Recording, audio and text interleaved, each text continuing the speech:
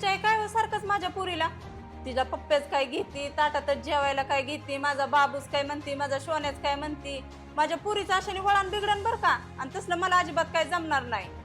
तुम्हाला माहिती आहे ना माझ्या पुरीसाठी मी किती कष्टा खाल्ल्यात ती. अगं त्यांची नातं म्हणल्याच्या नंतर ती माया लावणारच. कसली माया लावतात व तुमचे आई बाप. असल्या मायाने माझ्या पुरीचं सगळं वळण बिघडण. आणि ती माझी पुरगी कसं वळण लावायचं ना ती माझी मी लावण. तुमच्या आई बापांनी शिकवायची गरज नाही. अगं काय बोलते तू? त्यांनी शिकवायची गरज नाही म्हणजे तुझीच एकटीची लेक आहे का ती? त्यांची नाही कोण लागत?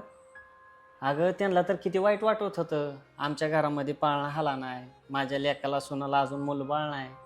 अगं माझी आई तर कितीतरी वेळा माझ्यापाशी रडली, लोकांपाशी रडली, मला नातवंड नाही म्हणून. माझी आई ज्या नाही ते देवापाशी गेली आणि देवाला म्हणली मला नातवंड होऊ दे. पायाने चालता येत नाही तर पंढरीची वारी केली गाणवाने तिने. एवढंच नाही तर तिला डोळ्याने दिसत नाही तरी सुद्धा लेकरासाठी आपल्या तिने स्वतःच्या साडीची तिने वाकळ शिवली, वाकळ. माझा नातू चांगला सुदृढ व्हावा, दष्टपुष्ट व्हावा म्हणून तुला गुळ शेंगदाण्याचा लाडू चारला तिने. शेवटच्या महिन्यामध्ये तर तुला जेवणाचं ताट तुझ्या दिवाणवर येत होतं आणि तू तिला म्हणती माझ्या लेकराला काय शिकवायची गरज आहे?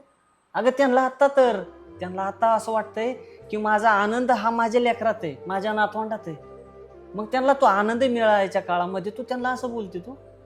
अगं तुला शोभतंय का? तुझं आजचं हे बोलणं मला अजिबात पटलं नाही.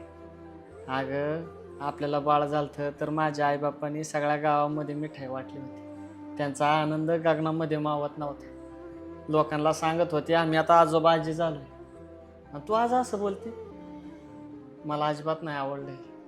तू आज माझ्यापाशी बोलली पण त्यांच्यापाशी असं बोलू नको बरं का. नाहीतर त्यांचं आहे ना लय मन दुखन बघ. चुकलं बरं का माझं. मी हा विचारच केला नव्हता. मी पुन्हा असं कधीच म्हणणार नाही.